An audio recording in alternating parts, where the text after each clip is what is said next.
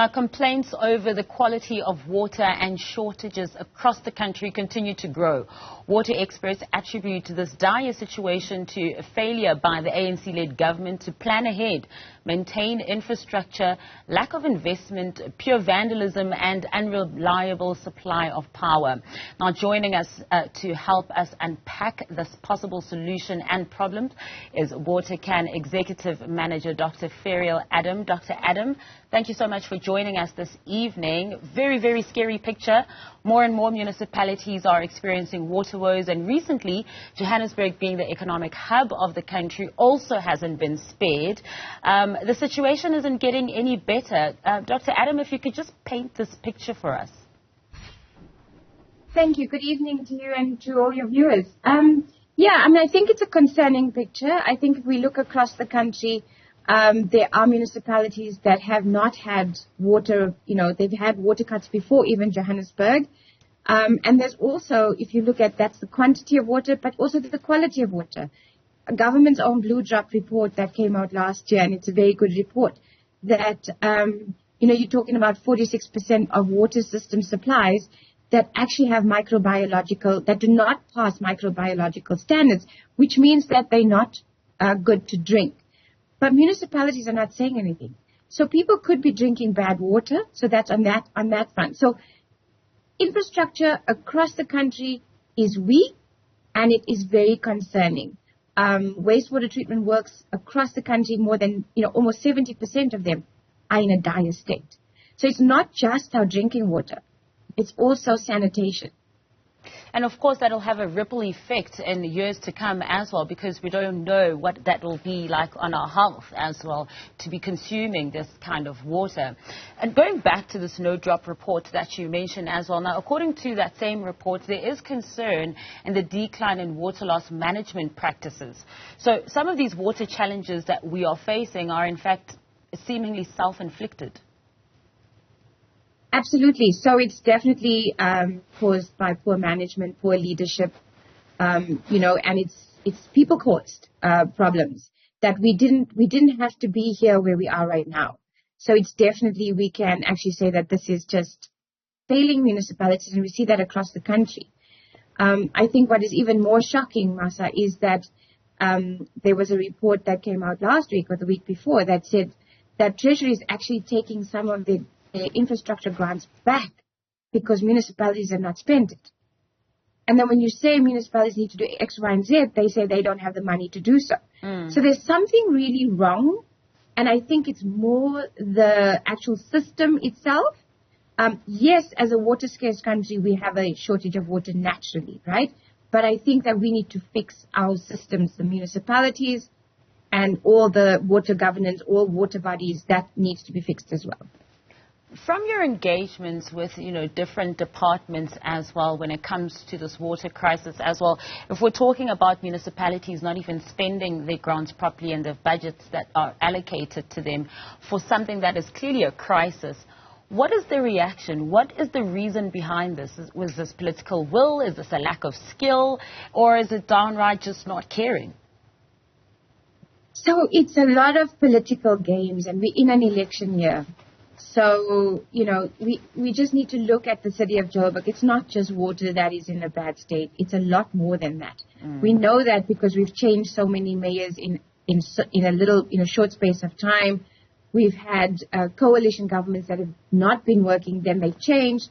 So all of that does impact on service delivery, and it does impact on how a city is managed. And that's what we're seeing and is what's happening. So it's that, combined with the fact that we're in an election year. And it's also the political will to admit that what we have is a water crisis. And if we can admit that, then we can deal with it as a crisis.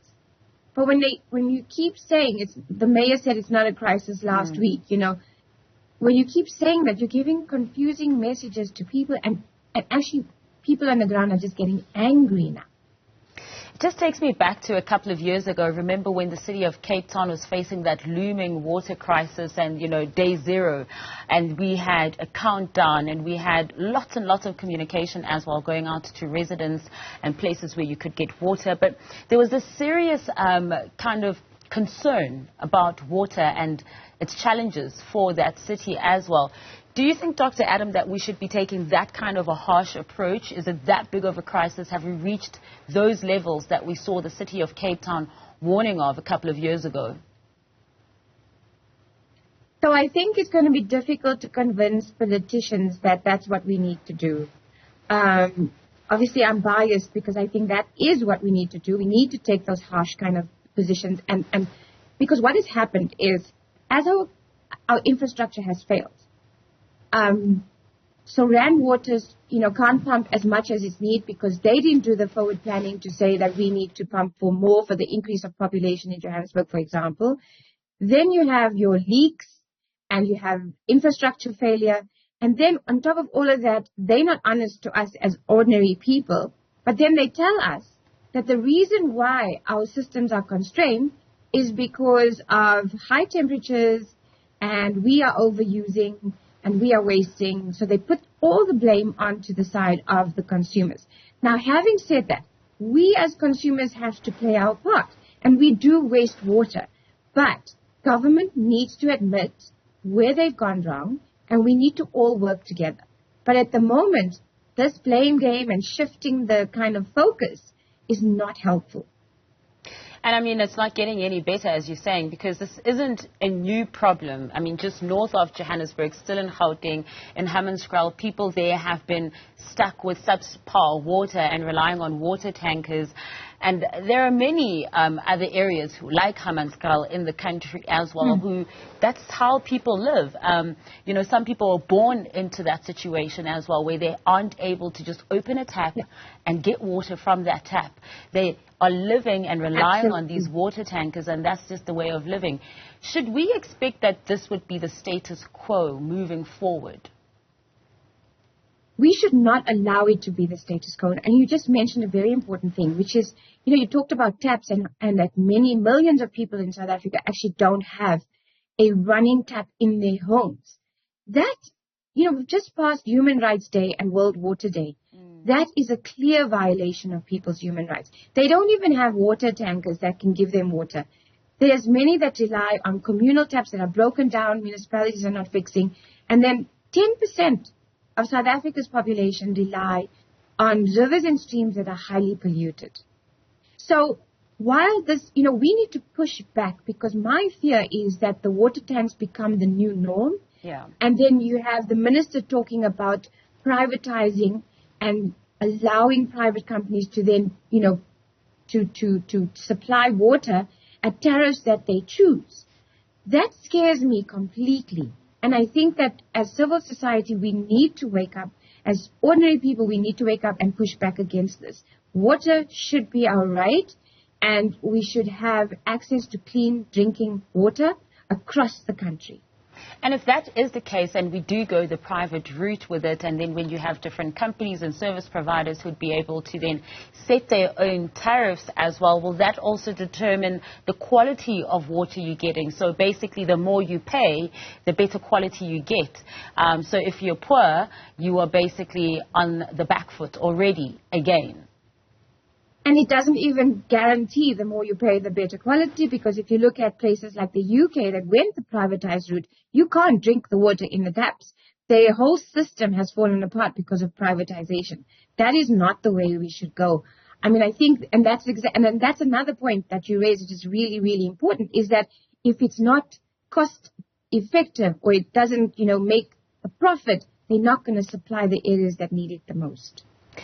Basic question here, and I think, and I'm hoping that those with authority who make decisions when it comes to this, what would you say, Dr. Adam, are the solutions? So firstly, I think that admitting that it's a crisis, in a crisis situation, we need open, honest communication. And we're not getting that right now. We're getting different stories from the different levels of government, which is just causing more confusion. So that's a simple thing that can be done now. The challenge, though, Amasa, is that we're in a place where this is not going to be solved in the next year or the next 2 years. We're looking, and if we work fast and if we work hard from now, we could solve this in 5 years. And that's what we must aim for. So we need a plan, a proper plan of infrastructure, maintenance, of how we're going to actually work towards building our water systems again and, making sure that it works properly. So, Dr. Adam, you're saying that if we could solve this, if we did something now, we could solve it in the next 5 years. Now, let's say we move at the pace that we're moving right now. Where do we find ourselves in the next 5 years? I think it will be much worse. There will be a lot more municipalities that will not be able to drink their water. Government is going to be outsourcing. This is my picture. What I'm seeing is that government is going to be outsourcing more and more water tanks, and we're going to lose control over supply of water. It's going to be privatized. It's going to be water tankers all across the country. Because think about it, already at least 46% of our drinking systems are compromised. But we don't know about them because the municipalities have not issued, boil water notices. I think that could get worse if we carry on as we are now. And you are going to have millions and millions of people who are not going to have access to clean drinking water. A little earlier, we made mention of Hammanskraal as well, and we saw the tragic deaths there that happened.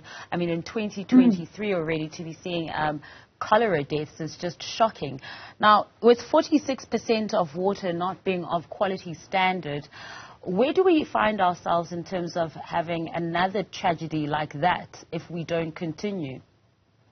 Not very far off. I mean, I think that I'm hearing more and more of high levels of diarrhea and people going to, clinics, etc.